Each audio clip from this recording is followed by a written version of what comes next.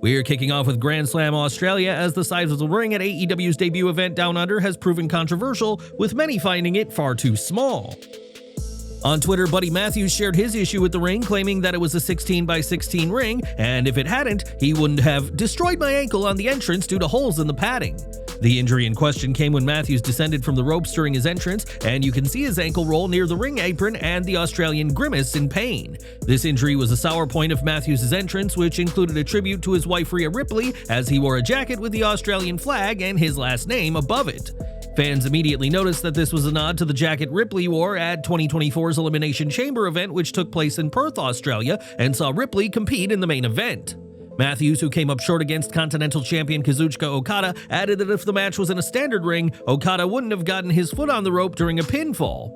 In a standard-size ring, Matthews believes he would have won the title in his home country, and the size of the ring has spawned a debate online with individuals on both sides. Stephen Mielhausen questioned why AEW wouldn't bring their own ring, while another Twitter user, Masked Jay, speculated that the cost of shipping the ring against loaning a local one played a factor.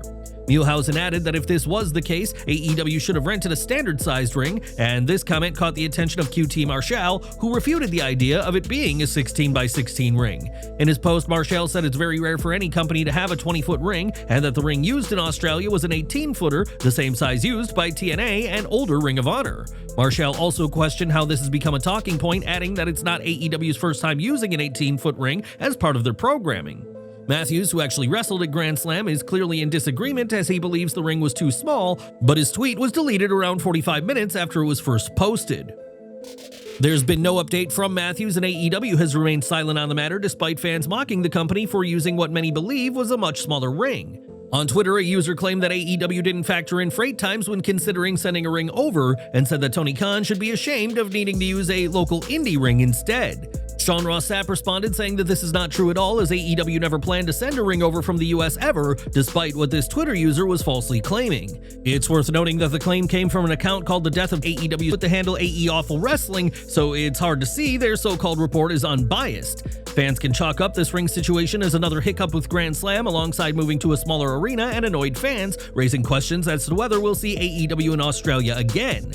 AEW Grand Slam was the company's first event in Australia, and after a series of issues running up to the event, fans were hoping that the show itself would be worth all the hassle. While there were some big moments, including Tony Storm's victory, not everything was great, and there were some serious mistakes that Tony Khan made Down Under. Arguably the biggest was having Harley Cameron lose unceremoniously to Mercedes Moné, especially given how much Harley has stepped up her game ahead of her TBS title opportunity. The rising AEW star has been mocking the CEO for a while, and Cameron, alongside her puppet imitation of Moné, wanted to make the champ feel the wrath in Harley's home country.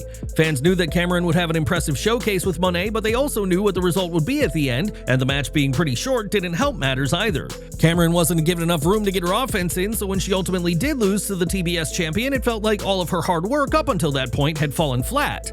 An argument could be made that this was the final chance for AEW to capitalize on Harley's momentum in front of her native crowd, as it's unclear when, if ever, AEW will return to Australia. The Death Riders, a faction many fans have turned off from due to poor storylines, was part of the show, and again, there were issues with their handling. The fact that the group interferes in every one of its members' matches hasn't helped things at all, and fans entered Grand Slam Australia expecting more of the same. The Brisbane Brawl was a thrilling encounter with spills and weapons galore, but as soon as Copeland got the upper hand, Marina Shafir and Wheeler Yuta's interference soured the proceedings. Even if the Death Riders winning this match was the right call, having the group interfere every time has grown incredibly stale for even the most diehard of AEW fans. More from Grand Slam now, as Cope teamed with Jay White in a Brisbane Brawl against Claudio Castagnoli and Jon Moxley, which, as the name suggests, was violent from the start. There were plenty of highlights, including Cope taking out Moxley by jumping up from the stands, as well as interference spots from Wheeler Yuta and Marina Shafir. In the end, though, it was the Death Riders who got the win, with Moxley choking out Cope with a Riding Bulldog choke, forcing the Rated R superstar to pass out from the move. While Cope will challenge Moxley for the AEW World title at Revolution, Brisbane has swung momentum in the champ's favor, and we'll have to see what's next for Cope ahead of the title match. On the latest SmackDown, Jacob Fatu faced Braun Strowman and Damian Priest in a triple threat match, with the victor earning a spot in this year's men's Elimination Chamber match. The bout saw chaotic interference from the likes of Solo Sikoa, Tama Tonga, and Cody Rhodes before Priest delivered a South of Heaven chokeslam to Braun to get the win and the chamber spot.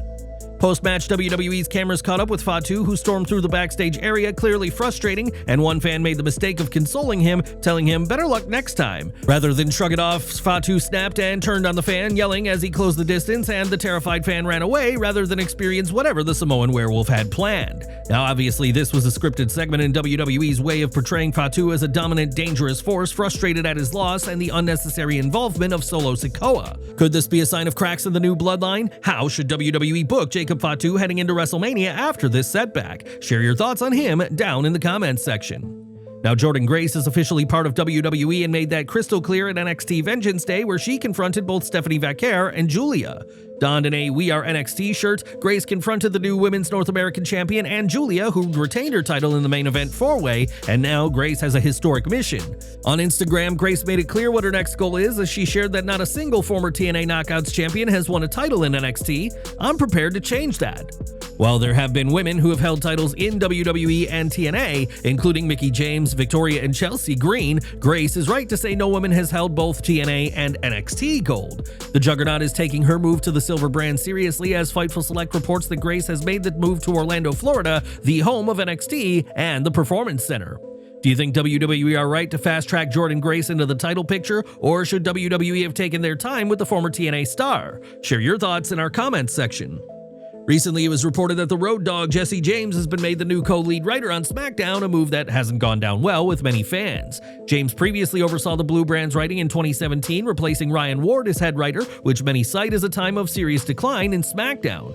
Now, though AJ Styles has come to the defense of James, as on Twitter he argued that before fans judge James on his past role as a head writer, they should know the whole story. Styles said how, "There was a man who picked it apart to the point that it was no longer his ideas anymore," a clear nod to Vince McMahon meddling with whatever James had created. It remains to be seen how Road Dogg will do back in this vital role, and hopefully he'll refrain from arguing with fans on Twitter as he did during his first run as lead writer for SmackDown. Adopting the lead role in the midst of WrestleMania 41 season is a tall order for James, with several major storylines already in the works that he will need to continue. Fans already know that it'll be Tiffany Stratton versus Charlotte Flair, while Cody Rhodes will learn of his WrestleMania challenger at Elimination Chamber in less than 2 weeks. These next few weeks will prove to be quite the test for James, while Styles clearly believes fans should wait until they see how Road Dogg does without McMahon's meddling before judging him. While Corey Graves' future may be locked in as part of NXT, that hasn't stopped from some major drama coming up once again around the broadcaster. Graves is still catching strays, including live at NXT Vengeance Day, as a comment during the Eddie Thorpe vs. Trick Williams strap match caught fans off guard. While the commentary's back and forth was mostly on the match, Vic Joseph sneaked in a jab, asking Graves if he was going to return to social media, presumably to complain about something. This was a clear reference to Graves' recent outburst over being moved to NXT, which led to Booker T speaking openly against how Graves handled the move in the first place. On his Hall of Fame podcast, Booker argued that Graves should have kept his grievances behind closed doors instead of venting online about his role for the world to see.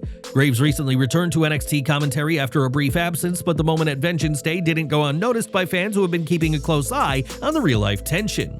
Corey Graves still has 2 years left on his current WWE deal, but the tension over his previous comments are still sticking around, with some predicting a confrontation between Graves and Booker.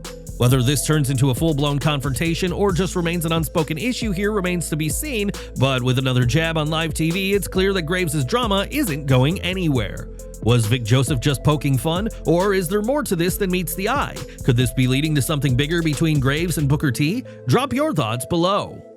Elimination Chamber news now, as this year's Men's Chamber may be the most star-studded in the history, with John Cena, CM Punk, Logan Paul, Damian Priest, and Drew McIntyre all confirmed.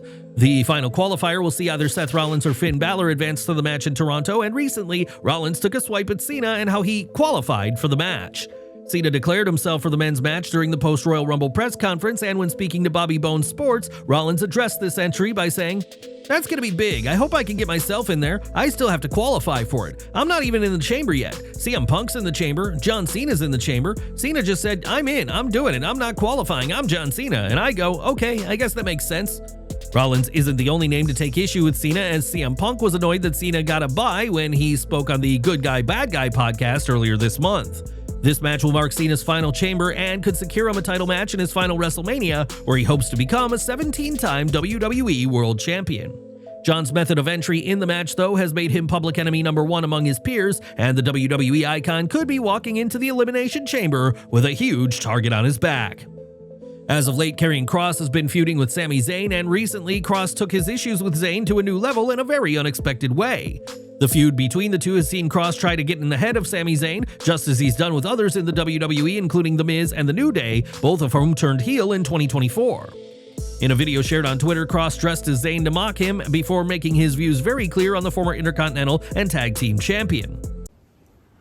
Oh, hey guys. It's me, Sami. I know I should have done a status update earlier. I have a boo-boo on my neck, so it kind of made everything more difficult. And, I gotta tell you, I'm not doing great. But, I feel like I owe it to everybody to let everybody know what's going on. I got nerve damage everywhere in my body. And right before we did this, I started crying. But then I remembered that I got my hair done. And so I wiped the tears away with $100 bills because I'm a millionaire. Oh, oh. How are you feeling today? Oh, good. Nurse Scarlet. I hope you're still gonna be wearing this outfit once the video's done. But anyways, actually I'm not great, and, is this supposed to be my medicine? Yes, it is. Oh, thanks. There's nothing in it. Oh, I got it because I got a taste of my own medicine 2 weeks ago when Kevin Owens pile drove me on my head. That's really funny. I needed to laugh. Thanks a lot. So, I wouldn't do that. My husband is a very, very dangerous man. I don't think you'd like that very much. Oh, you're probably right. He could probably kill me with his grins.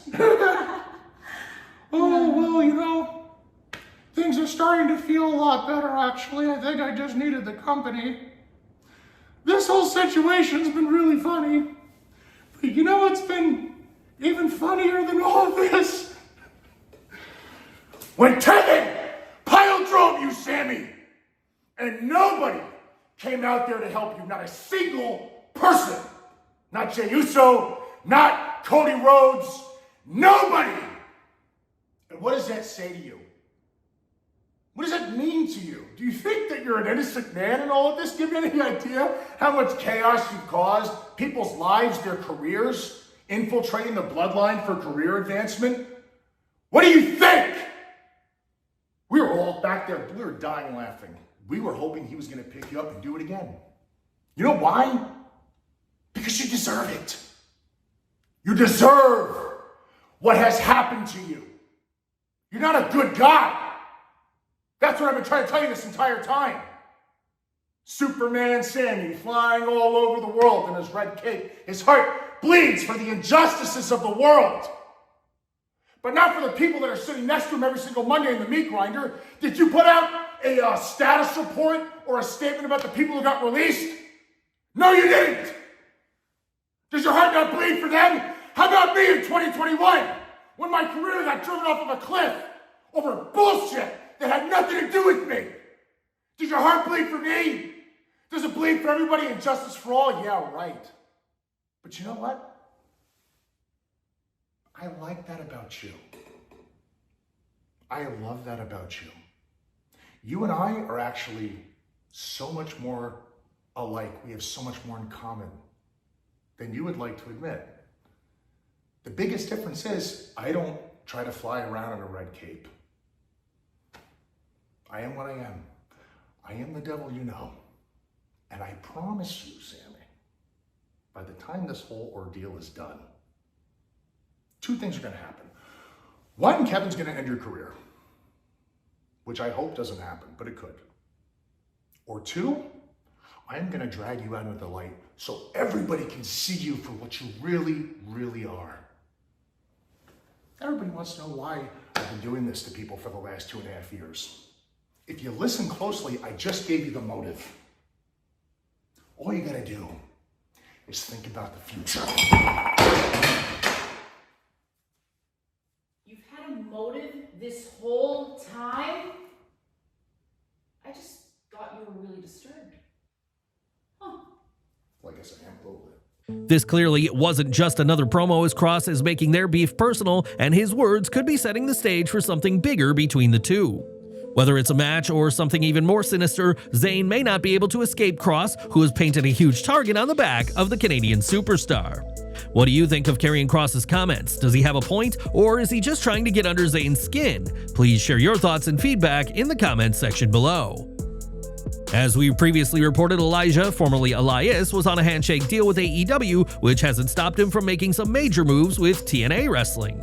Fightful Select reports that Elijah is currently being courted by TNA, throwing a wrench into the idea that he will debut in AEW or ROH despite the handshake deal he has. TNA has been making aggressive moves to build its roster, including bringing in big names and surprise debuts to bolster the roster ever since the relaunch in January 2024. Last year saw TNA bring in Nick Nemeth, Mustafa Ali, and Ash by Elegance, formerly Dana Brooke in WWE, demonstrating that the company isn't afraid to invest in notable names. If Elijah does end up signing with TNA, it could give him the creative freedom and fresh start fans have been waiting to see ever since his release from WWE in 2023. For now, fans will have to wait and see where Elijah ends up next, as the former WWE superstar is proving to be a wanted individual in the free agent market in 2025. If you've been watching AEW, one name you won't have seen as of late is Orange Cassidy, who's been absent in recent weeks, leaving fans to worry about Freshly Squeezed. Sean Ross Sapp provided an update during Fightful Select's Q&A podcast, sharing that Cassidy is just taking a little time off and will be back this week to face Roderick Strong.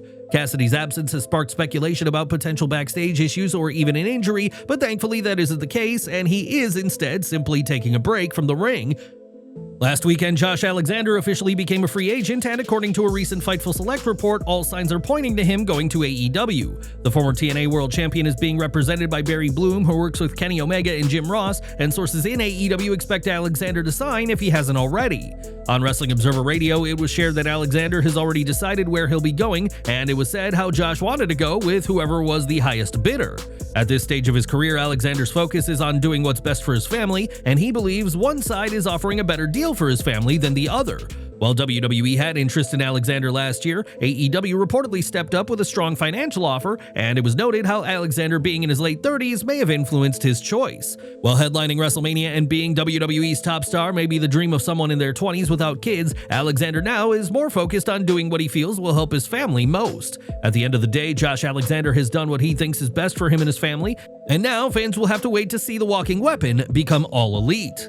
And we're ending with Triple H, who as WWE's Chief Content Officer is doing major things with the promotion, and this past weekend, the game received an official citation from the Connecticut General Assembly. The citation was the state's official way of congratulating Triple H on his upcoming Hall of Fame induction, his second induction, and his first for his efforts as a singles competitor. On Twitter, Triple H shared that it was an honor to receive the recognition and also spoke about the excitement brewing for WrestleMania 41 this April. This accolade joins the many the game has received over his career, as his efforts both in and out of the ring have made Triple H one of the most celebrated WWE stars of all time.